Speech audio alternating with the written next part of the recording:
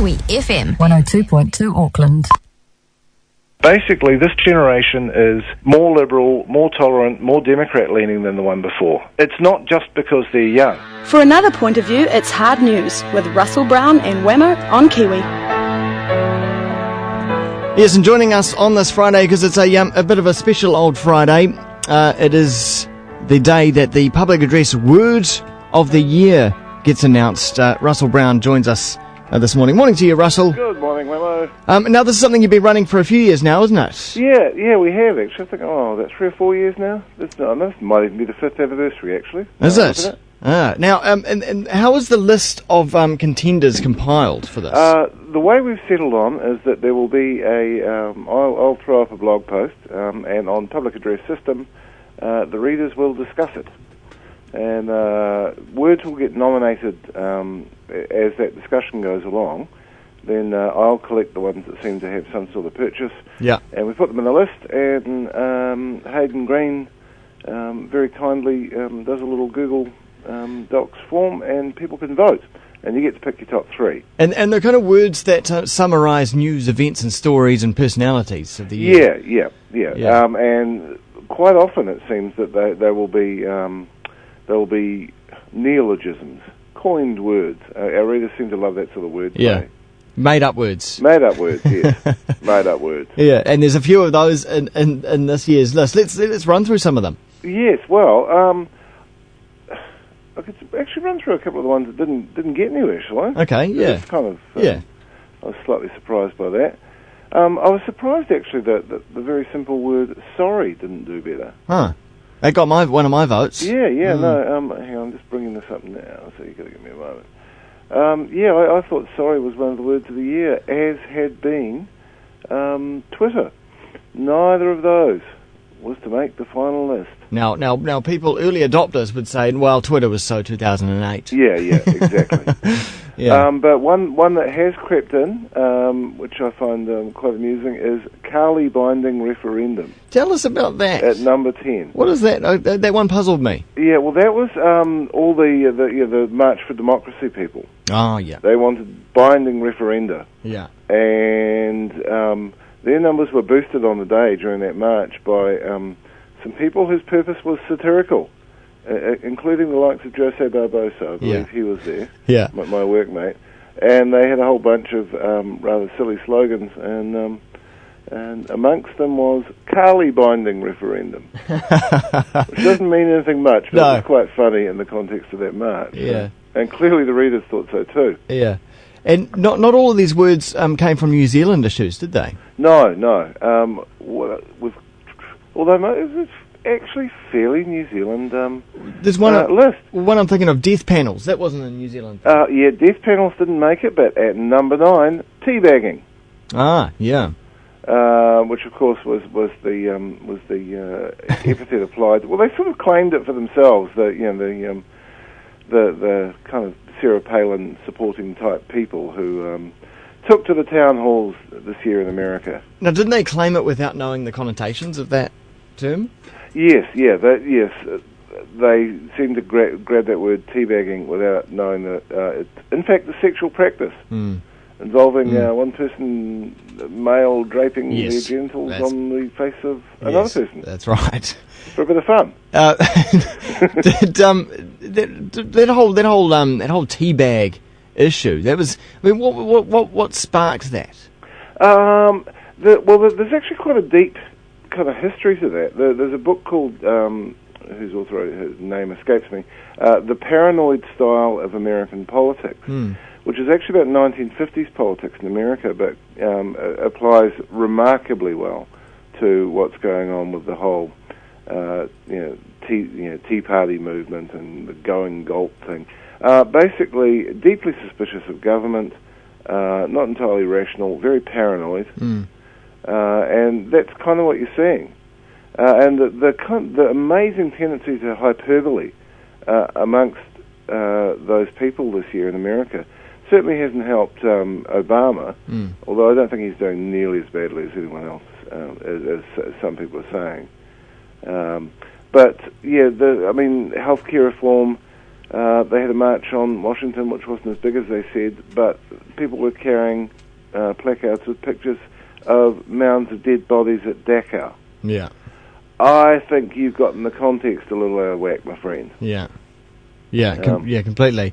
Obama quite bogged down this year, wasn't he, really, in this whole healthcare reform? Yeah, he was. Although I don't think he's in as bad a position as some of the press are saying.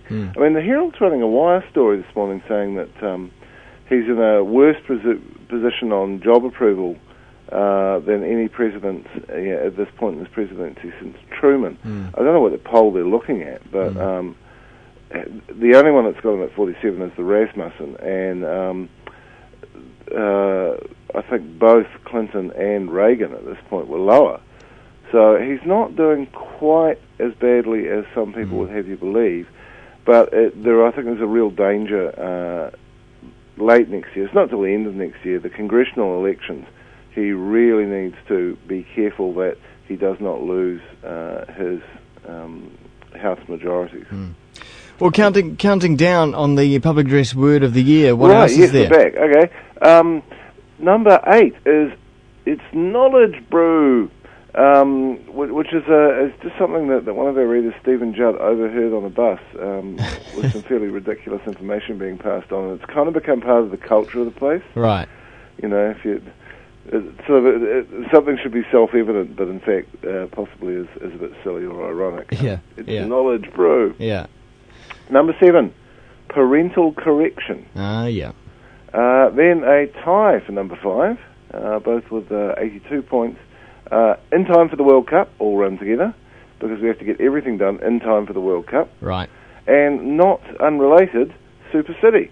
Yes. So it's actually funny how these words have grouped this time round. And Super City will probably become even more important next year. Yeah, will we have the Super City ready in time for the World Cup? That's what I'm asking you, Wammo. Will we? Well, probably not. No, probably not. But by the looks of it this morning, according to Drinnan, no Paul Holmes at the top. No. Well, Drinnan was the only one who thought that was going to happen. Yeah, he made it up, didn't he? Anyway, that was hilarious, actually. John Drinnan in the Herald, slamming into TVNZ for allowing Holmes to continue fronting Q&A when there was a possibility that he might be standing for the Auckland mayoral. Yeah, it's a possibility in Drinnan's dreams. That Well, I talked to Tim Watkin, the producer of Q&A, and I said, well, is this actually something that you need to address? Do you think it's going to happen? He said, I've got no idea. So, yes. So, well, at least we can all breathe easy then. Yeah. Moving along, another mayor. Can you think of another mayor who's... let me think. Yes, from what I can tell, that mayor is probably going to be in the news again today because the government is making a decision about the name of that town, or might be Michael Laws, perhaps? It is indeed. Yeah. And at positions 4, 3 and 2 on the list. No way. Yeah, are words with an H pertaining to Michael Laws. Right. Laws. Yeah. With an H. Yeah. Whanganui. Yeah. With an H. Yeah, and... Wanker with an H. So actually, I have to say, if you put all those words together, they would actually add up to more points than the eventual winner. Yeah. The eventual winner, as it sometimes is a phrase. It is always blow on the pie. Always blow on the pie. Which is a little odd because that's not... Yeah, it wasn't word. uttered in 2009. It was 2006, was it? Yeah, it happened a while ago, didn't it? Yeah, it was a wee while ago, but it took people's fancy. Always blow on the pie, which is actually more of a phrase than a word. Yeah. Exactly, but sometimes it is a phrase. So, the reader that suggested that in the discussion was David Ritchie of Wellington. Yeah. So I'll be getting hold of him. Why did that captured the nation, that video, didn't it? Yeah, it did. It just something really worked about that, and especially when you get the backstory and find out that the guy that they'd stopped actually had done some burgs, and the policeman was just finding a way of slightly delaying him on his way. Ah, right. I see, because I was a little bit puzzled about that. It never made any kind of sense to me. No, and I think you could sort of see it as maybe, he's teasing this poor guy, it's almost bullying, but actually no.